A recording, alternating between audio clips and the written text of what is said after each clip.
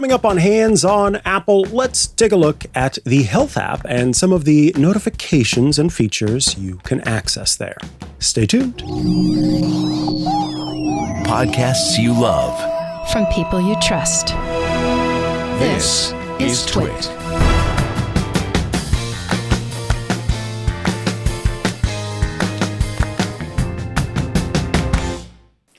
Welcome back to Hands on Apple. I am Mikah Sargent, and today we are heading back into an app that is familiar to you, I'm sure. Apple over time has added more features, more functionality to the Health app to let you track even more when it comes to different aspects of your health. So the last time we looked at this and we looked at the health checklist, there weren't as many features as there are now. And I thought we'd take an opportunity to kind of see where things stand and what you have access to now should you choose to go into the app. So let's head over to iOS to take a look.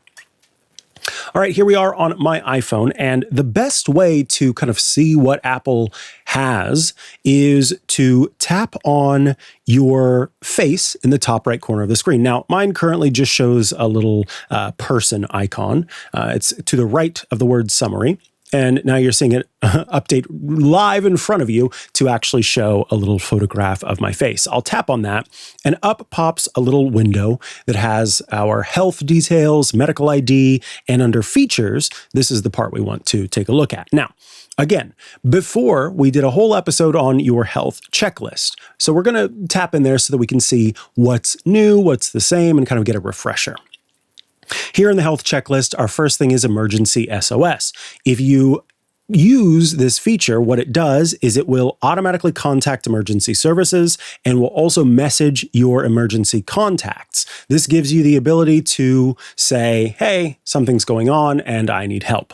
The next section is medical ID. Now, this is very helpful for first responders. You fill this information out, and it gives them a little bit of information about you. It will tell them, of course, your name, but it also gives them information about whether you're an organ donor, if you have certain drug allergies, and loads more information. So that is the next section you can see that I have active. Next is crash detection. Your device will be able to detect if there's a car crash and then call emergency services for you if you need help. Importantly, you can see under each of these features, it says what devices are being used for these features. So emergency SOS is active on both my iPhone and my Apple Watch. Medical ID the same.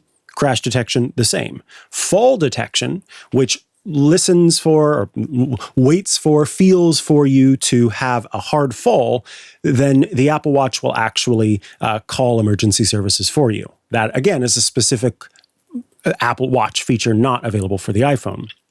Walking steadiness notifications. So this is something that will look at your gait over time and will determine if, based on what it knows about your walking ability, whether you have a higher than normal chance, higher than typical chance of falling. So an elevated risk of falling.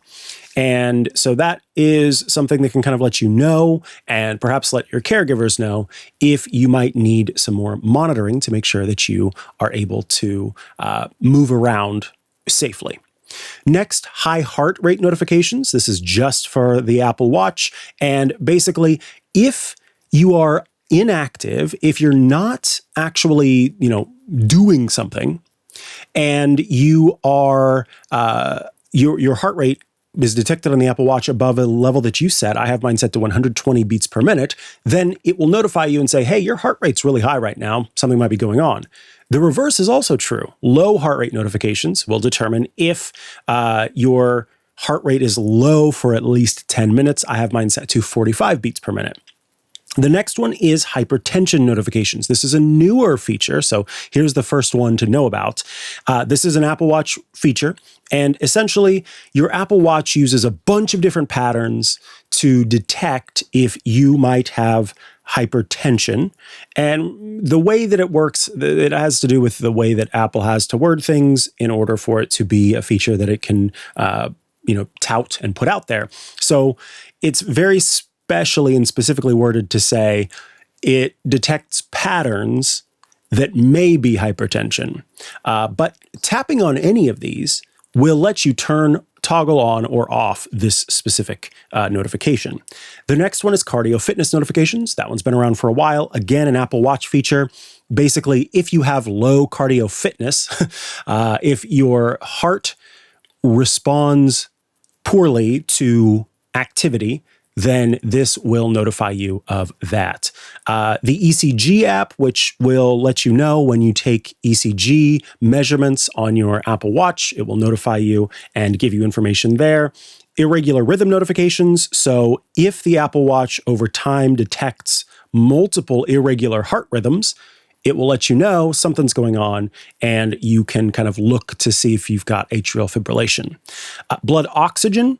Now, of course, this is a feature that's a little bit at issue, given the fact that Apple has come up against court rulings regarding the ability to detect your blood oxygen. However, Apple figured out a way to give people the ability to do a blood oxygen measurement where the calculations happen on the iPhone instead of the Apple Watch. So that feature is now available again. The next one is vitals. And this one kind of looks at your vitals overnight. So breathing and heart rate and all those sorts of things. And if things seem off from what is your base measures, then it will let you know.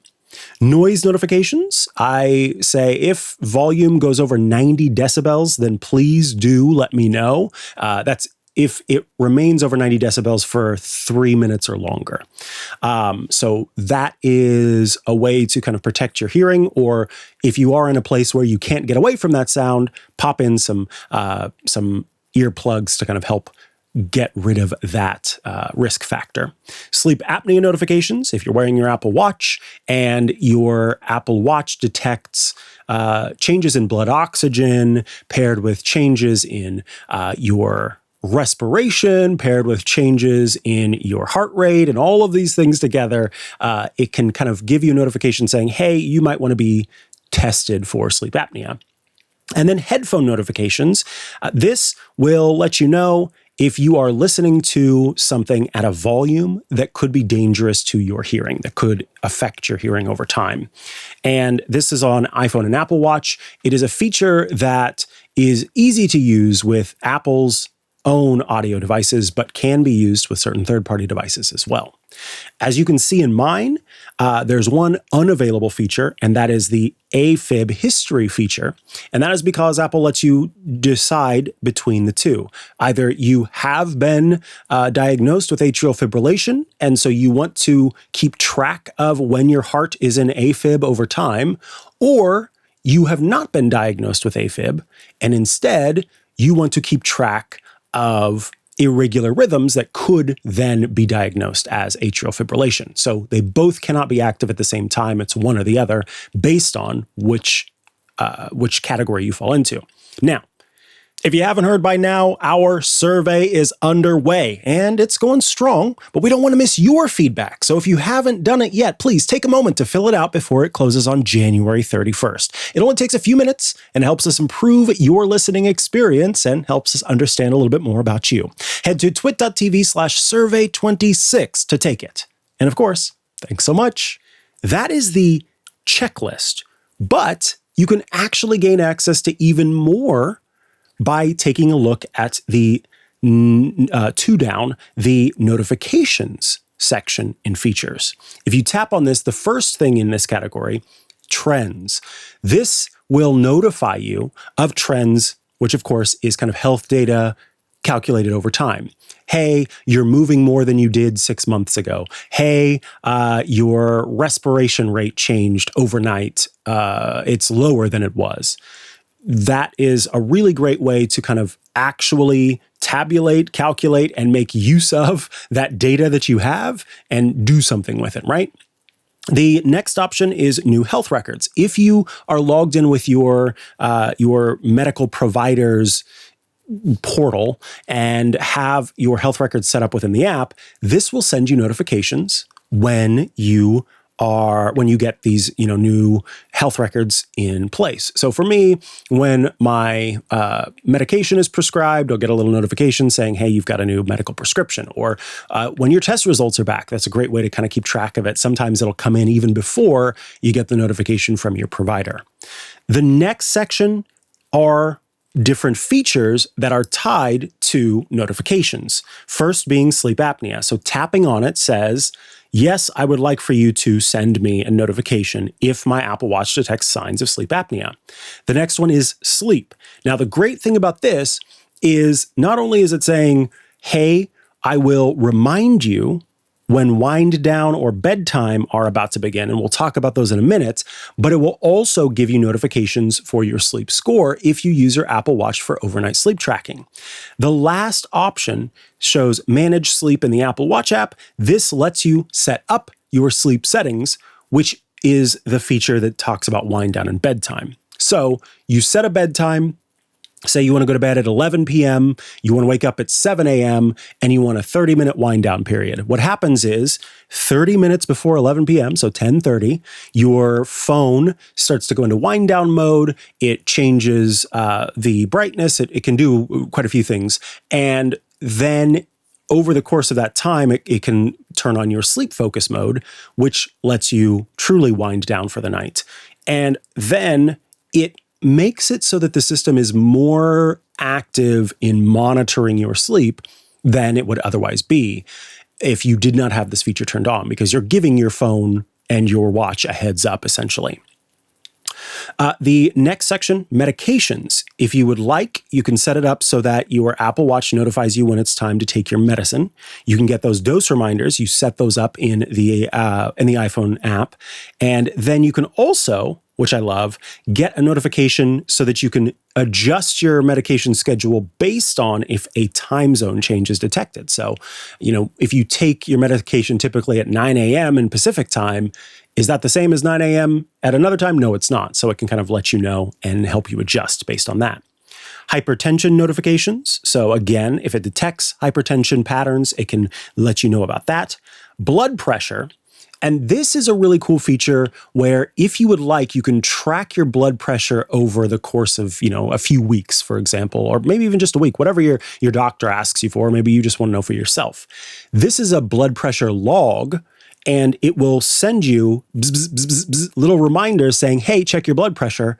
Then you can check it at different times of the day, and then it will complete and create a blood pressure log for you, letting you know what your blood pressure has been over that period of time. So it's kind of a built-in little kind of applet almost of blood pressure tracking that I find to be very handy.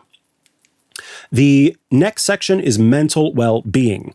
And this is it's multifaceted. You've got your state of mind notifications. And basically what happens is at a specific time of the day, it could be during your day, it could be in the morning, it can be at night, it can be whenever you set your reminders, a little notification will pop up and kind of ask you, hey, how are you? And you can say, I'm feeling good, I'm feeling bad, and there are ways to name the emotions of how you're feeling. Over time, you start to see a log. You start to see kind of an understanding of what might be impacting your day. And so the state of mind is a really cool feature to use if you maybe have trouble checking in with yourself and want an external reminder to do so. Underneath that is the mental health questionnaire. And this is the standardized mental health questionnaires for anxiety and depression. You can have it pop up and ask you monthly, every 3 months, every 6 months, and then of course get notifications therein. And what that does is, once again, helps you kind of track your anxiety, your depression, or your risk of those based on these standardized questions. The next section, the final one here, is walking steadiness. So remember, that was from the health checklist. This is just saying, yes, I do want notifications about it, or no, I don't. The final thing here is a button that takes you to the checklist where you can see the rest of what you have. But between that health checklist and these notifications, you're hitting all of the different new and old features that exist within the health app. So that is a look at where things stand in terms of Apple's health app and the features therein. It's it's jam-packed with lots of awesome things that you can do, right? And I think that it's worth checking it out from time to time to see what new features you're able to take advantage of. As always, I want to thank you for taking the time to be here with me today on this episode of Hands on Apple. I'll be back next week with another episode, but until then, I remind you all out there, if you have questions, comments, concerns, whatever it happens to be, Mikah at twit.tv is how you get in touch. And hey, don't forget to join Club Twit, twit.tv/Club Twit. See you next time. Bye-bye.